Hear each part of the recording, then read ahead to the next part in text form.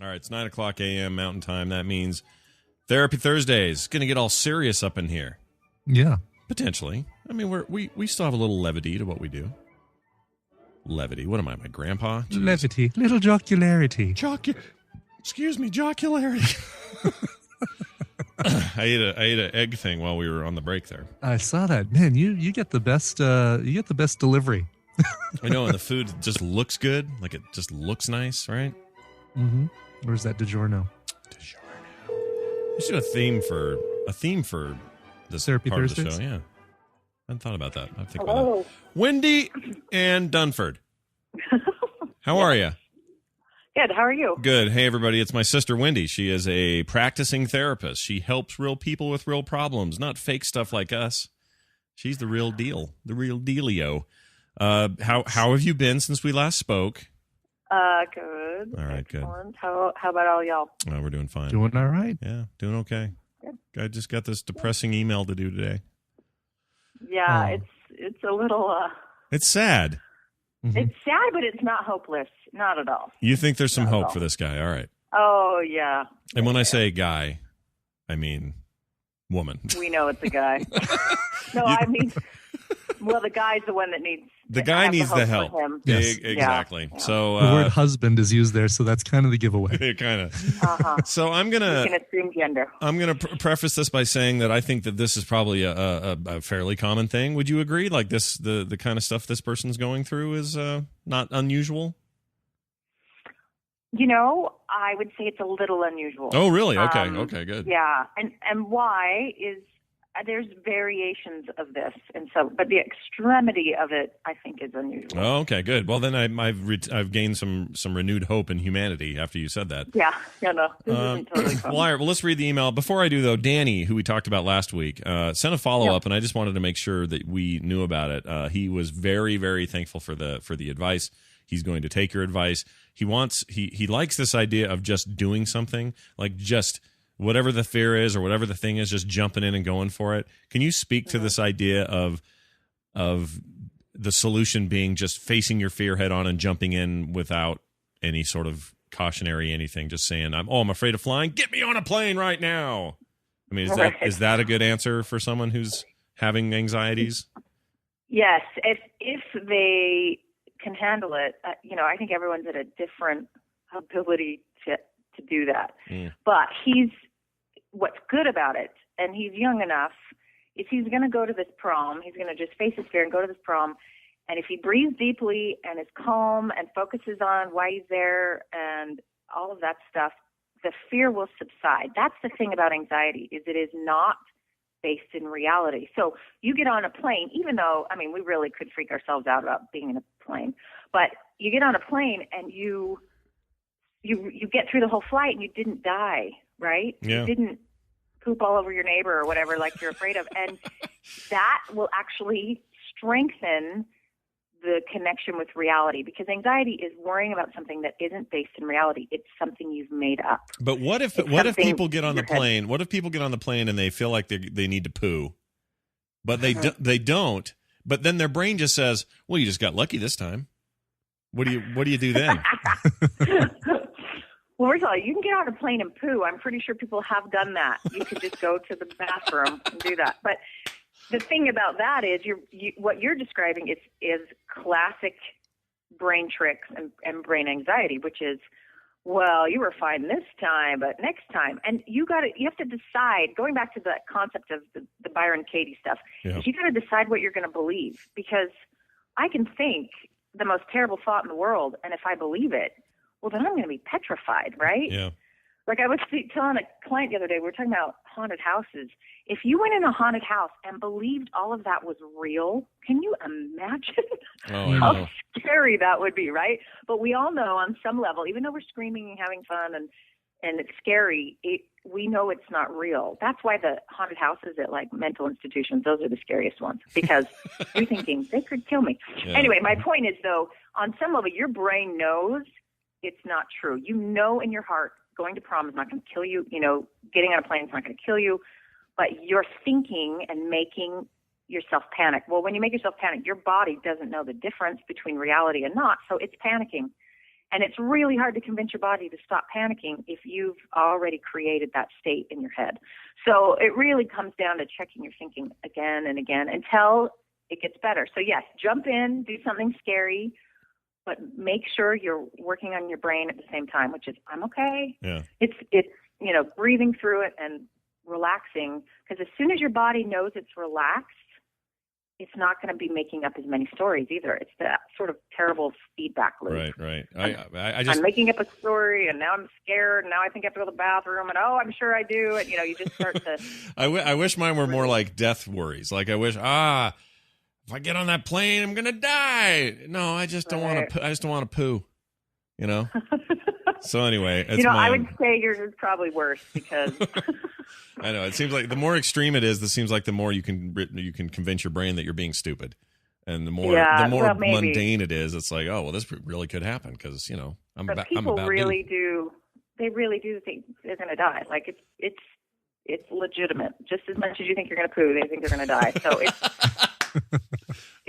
no one's better than anyone else. All right. Well, let's read this email we got from Anonymous. Anonymous wanted to stay anonymous, and I wanted to make sure I made that clear that if you want your questions to be read anonymously on the show, we are more than happy to mask anyone's name. Just don't tell us who you are, first of all, and then just let us know you want to be anonymous, and we'll make sure that happens.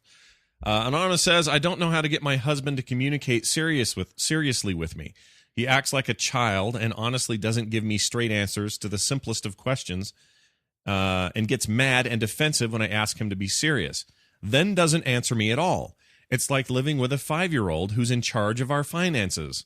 For example, if I want to do something or buy something, 99% of the time I have to owe him something back. Also, if I'm ever sad or crying about something, he doesn't comfort me at all. I've had to ask him to hug me one time. That to me isn't right. There's more to it, but your show would be my only question and maybe 1 minute of Wendy's answer. I'm not sure what they mean by that. But anyway, this sounds terrible. Yeah. Like what a horrible situation to live in. So what advice do you give this poor woman? We assume it's a woman. Well, let me first clarify my comment that it's more rare. So Anonymous doesn't think, oh, great, my life, I'm the only one. No, it's that there's definitely a spectrum here of maturity, and she happened to marry someone on the sort of extreme end of immaturity. And all of us, you think about it. When was the last time you were around a bunch of junior high girls? I was around them the other day in a bowling alley, and I wanted to kill them all. And I thought, wow, I know I was 10 times more obnoxious than these guys. It's just karma that I have to be next to them bowling. But well, as you know, my middle daughter, Carter, your niece, is that age, and she brings home kids that I can't do it, dude. They smell like Doritos. One kid eats too much candy and barfed on the deck. It's just like, come on, you guys. Yeah, like 5-year-olds, except in this case, this guy's in charge of the finances. Yeah. So that's nerve-wracking. Yeah. So I wish I could talk to Anonymous and find out some other answers to my questions, which are, what attracted you in the first place? Because this is what's really common in couples. There will be this, we like to joke, we like to say opposites attract. Well, that's not actually true to a greater extent. For the most part, we are attracted to people who are similar to us. But there is always this one element, and this is anecdotal. I don't have any research to back this up, but really, each person has the thing that will annoy the other person to death.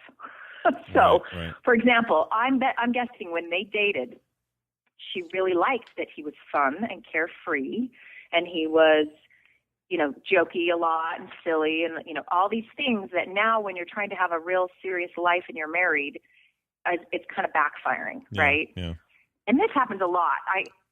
I'm amazed, and in a more serious nature, I'll run into people who are raised by an alcoholic father, and they will perpetually marry alcoholics, even if, they don't even know they're alcoholics. It's a little bit like, I've got to resolve some issue of mine with this person, and they are the perfect person to do it with because So I'd love to ask her some more questions like, why are you attracted to someone who's so immature? Where does that come from? And, what is her history that would, she would put up with kind of that behavior? Or why was that even attractive? Or was he one of those really good till they got married, and then he suddenly turned 5. I don't know. Well, so yeah. I would love to ask all those questions. Some people in the chat room are suggesting that, sometimes people just change after you get married. Like they're not who they said they were, or they're not, the minute things settle down and it's no longer, the honeymoon's over, suddenly things just get sour, and there's no real explanation for it other than, sometimes people just, their true selves come out when the dust settles. But even in that case, I mean, is the answer just divorce here? I mean, not that we're suggesting anyone get divorced, but you know what I mean.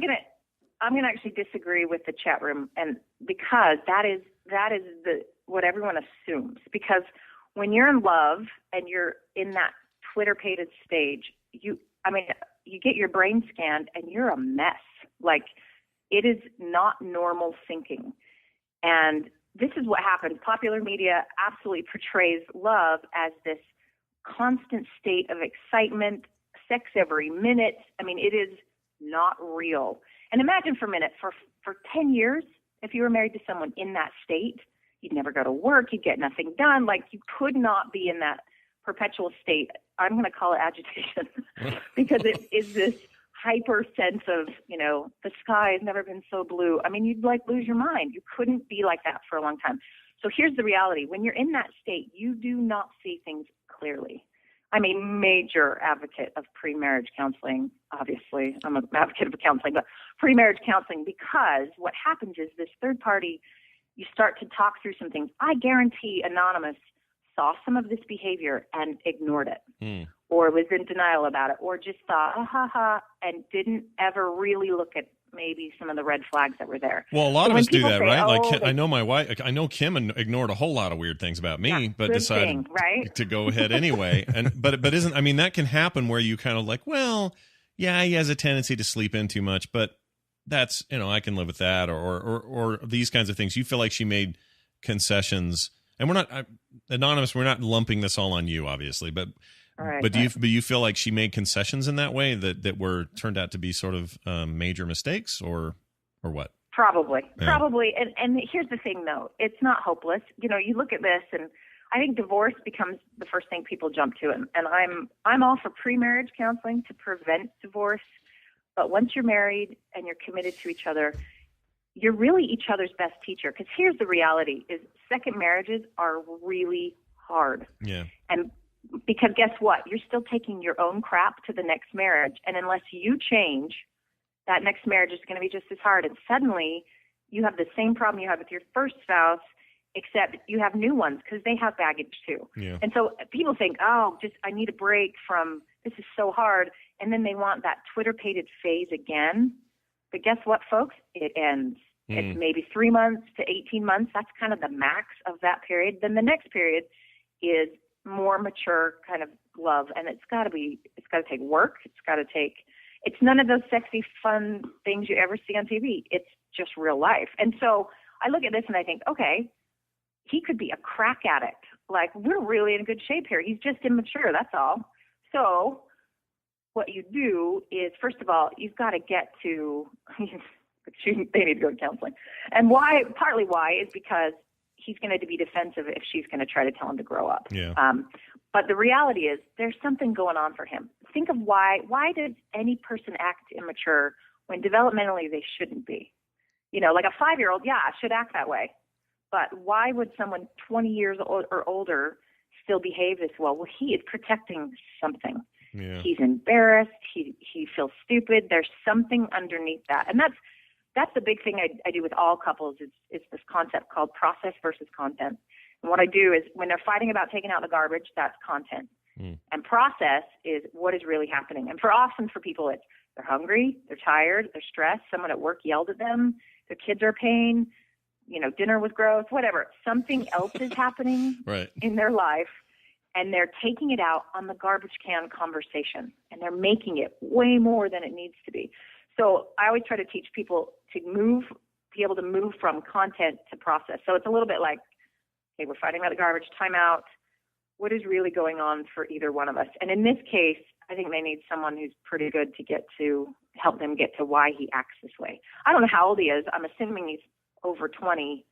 But if he's over 25, there's some serious Peter Pan stuff going on. Is it possible we're just dealing with a guy here who's really controlling, and this is just his way of maintaining control over everything? Possible. I guess that's still it's an immaturity. I understand that. He's exerting control where he doesn't need to, but I just don't. I mean, unless he's willing to go work on this, it doesn't sound like he is. He sounds like the least willing person I've ever heard of to want to fix this. And what's interesting is you take a kid, like this example she says, 99% of the time I have to owe him, in quotes, something back. That is what an 8 or 9-year-old does but think about why they do that. Because, and here's where immaturity moves into the maturity phase, and that is the whole world doesn't revolve around you anymore. You have to learn that there's people outside of you, that their feelings matter, that your behavior impacts them, and that you need to control yourself. Well, a 9-year-old just wants to make sure he gets paid back because the world revolves around him. So I look at this and I think, well, he's pretty self-centered and he's immature. But if you go deeper, it doesn't mean he's this flawed, terrible human being. It means he has learned to behave a certain way in order to get what he needs, even though it's dysfunctional, right? So he just needs to learn a different way of interacting. Maybe he's terrified of his wife. I mean, people often are like, what are you talking about? But this is so common that a spouse will be actually afraid of the other. And so to be vulnerable is really scary. And so I look at all this and I think the man doesn't know how to be vulnerable at all, doesn't know how to have empathy, doesn't know how to connect with this person. And it's super, immature. But what does it say? What does it say about me that I want to punch him in the boob if I see him? Like, the guy makes me mad. Just reading her email description just makes me mad at this guy. Interesting. Huh. Yeah, because I don't. Maybe That's because you terrible. grew up. Yeah. Well, yeah, we Maybe did. I guess we grew up. did. I guess we did. Yeah, that's a good point. Right. Well, and for me, I just think, wow, what happened to him that has him so restricted in a certain phase of maturity? Normal steps. There's Erickson has a model, and Piaget. There's a bunch of different guys and gals that have studied what are the steps we have to master. And she would, just for her information, would probably want to look up some of those. Piaget, I think it's Piaget. Am I spelling that right? There's emotional development, and then there's physical development. And he is really stuck in the pre-adult phase. And so there are some steps and things that can happen. For most of us, this happens pretty naturally. Sure. But there's got to be something in his past that caused him to freeze at a certain point. And so I think I have a little sympathy for him. There is something he's hiding, and So that's why I would say go see someone who can help them unravel this, because to me, divorce is your last option, because she's just gonna marry someone else who's immature. And go, what? Yeah. How did this happen again? And she's probably very motherly, very mature herself, which is partly why he's attracted to her. That's my assumption. I have friends like this. I have friends like this that do this very thing, that just keep going through the cycle. Through. Yep. Yeah. They're on their 3rd or 4th marriage, and it's the same. It just nothing has changed. So yeah, use some of those resources, get some help. Maybe he gets pulled into that help at some point. If it's the right help, then they'll have a strategy for doing that. So we wish you the best, Anonymous. In all you do, and go ahead and punch him in the boob. No, don't do that. The man boob. Don't do that. Hey, can I just say one quick thing? Absolutely. This is an analogy I really like, and when I've shared it with people, they really like it, and I'm sure I stole it from somewhere, I don't even know, but everybody has baggage, right? And the difference so everyone has baggage. Well, you could have baggage or you can have luggage, and you just have an image, right? Baggage is like this stinky black garbage bag. It's got like crap in it and steam coming off, and it stinks. And we drag that around with us, whether we like it or not. It is with us. It's our history. It's our parents. It's our everything, right? The difference between that and luggage, you know where everything is, right? It's all folded. And there might be some stinky socks in there, and there might be some embarrassing photos of you when you were younger, but you know where they are and you know what they are. And so anyone in a relationship, when they come together, if they have baggage that they don't know what's in it, you're going to have problems. And that's usually when you're overlooking red flags. You get a sense, some of that sneaks out. You smell it, and you're like, oh, well, I still love him. I'll get married. The truth is, when you marry someone who has their luggage, which, in other words, just get their crap together, they may have a stinky pair of socks, but they know where it is, and you know where it is. And just a little more openness and awareness before you make that commitment to be together for the rest of this life. Yeah. Really know each other. And so get your luggage out. All right. So if people have, but see, here, let me throw a wrench into your scenario. This isn't really a wrench, please. but it just makes me laugh. But let's say you've got luggage, and in that luggage on the top layer, you got some really nice shirts. It's all pressed, kind of well organized. But right underneath that, there's a cat turd wrapped in a napkin. Yep. So, and if you haven't told anybody about your cat turd in a napkin, are people just hoping that no one can tell? Or how does that come out? Well, here's the thing: is this black bag analogy is that you don't even know what's in there. You might know your story, your history, but you don't want to look at it. You're in denial, and that will come out and play out in your relationships and in your life and wreak havoc. So if you are one of those people that goes, "Why is my life always like this? Why does my life always suck?" Or "Why does this always happen to me?" Blah blah blah. You have a black stinky bag that you've never looked at. All right. And for the guy who knows he has a cat turd wrapped in a napkin under his nice press shirts, he has his press shirts on top of it because he doesn't want to look at that turd all the time, but he knows it's in there. Yeah. And eventually, in a mature relationship, as it develops, you got to talk about your turds. It's gonna come up. He's gonna be in the living room. His wife's gonna be upstairs in the bedroom, and you're gonna hear this. "Honey, why is there a cat turd wrapped in a blanket or in a thing? Put it in your bag," and then they're gonna have to talk about it. Exactly. So what's nice, though, is that everybody has a cat turd in their bag. And mature relationships are talking and sharing and getting to know each other. Very, very quick engagements are concerning because you don't really get a chance to see each other and sort of see some of the stuff going on. And then really long engagements, sometimes are too long because there's too many cat turds. Sometimes you got to just jump in, but there's a good medium there where you really get to know each other and you make that commitment. I heard someone say once, you go into a marriage or a relationship with your eyes wide open, and then once you're married, you have to close your eyes. So maybe that's part of it. But preamble, if you really prepare and you really feel like you know this person and you've talked about everything, you're going to know what those cat turds are, and you're going to know, hey, that part of your luggage is creating some problems here. Let's talk about it. Versus, what is that nasty smoking thing behind you that is ruining our life? So yeah, maybe and then he doesn't even know. But I love this analogy, and I think that once there's real power, and I mean this seriously, there is real power in everyone at least coming to grips with they've got their own cat turd to deal with. Yeah, and know that everyone else does too. That you're not the only one hiding a cat turd under all your shirts. Right, and the thing is, the cat turd. The cat turd, if you talk about it and share it with that person you trust, eventually this sort of like cat turds do, just dries up and is not that big a deal. Right. We make it very, this analogy is disgusting, but we keep it fresh and stinky when we try to ignore it and don't deal with it and hide it from other people. It has way more power. It has a lot less power when it sort of the sunlight is antiseptic kind of concept. That makes sense. But you don't share it with everyone on the planet, but you find someone, that you trust and love, and that's the safe place to do it. That's why marriage is so powerful. People, it's so been ruined by so many of us. Yeah. But it is this amazing, in my opinion, institution to teach you things you could never learn otherwise. Yeah. Now, do you have to have a certificate to do that same thing? No, but you need the commitment, and it really is pretty cool. Yeah. I mean, wherever that commitment finds you, whatever situation you're in, if you can find that commitment, it is the most amazing thing ever. My fears of flying and pooping are nothing like my fears of my wife not being here anymore. I hope so. I hope so. Because then I'm in huge trouble if that ever happens. Just to tap off this little idea about a cat turd, Tubby in the chat room said something funny. He says, my cat turd costs $15 a month to Blizzard Entertainment. I think that's awesome. Agreed. And as long as she knows. As long as you're aware of it. Thank you, Wendy. Once again, it's Wendy Dunford bringing the heat, bringing the good advice for people struggling with real issues. And we love Therapy Thursday. We hope we see you again next week. Mm-hmm. That's awesome. You will. You cannot follow her on Twitter, but you can find her somewhere in the ether. So good luck finding her. I guess you probably can't, but that's fine. She's not. She hasn't sold her soul to the internet like Brian and I have. No, find my. I had a friend who's a therapist say, "Wendy, the internet is okay," and I was like, you know what? I don't know.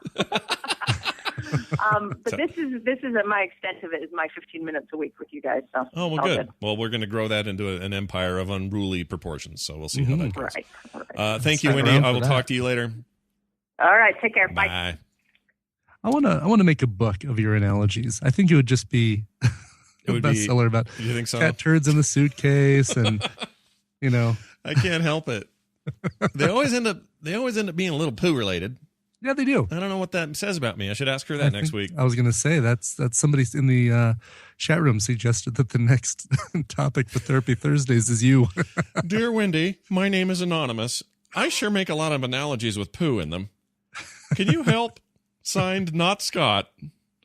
Anyway, thank you, Wendy. Always good to have her on the show. Mm-hmm. She's awesome. She really is. She's the best. I mean, I shouldn't say that. My other sisters are cool too, but they're cool in their own way. But they're not on the show. Yeah, and she's still very young, very bright, vibrant. Makes Wendy that much cooler. She's a very have I mentioned this? She's a very attractive woman. I'd say that as a platonic brother observation. Mm-hmm. She is what I would be if I was a chick, and it's really too bad because I am otherwise this weird looking freaking dork. But females in my family all turned out great. So there you go. It's cool. It's the men who suffer. So come to Nerdtacular and ogle Scott's sisters. Hey, good times. All right, let's get some celebrity poop in before we leave.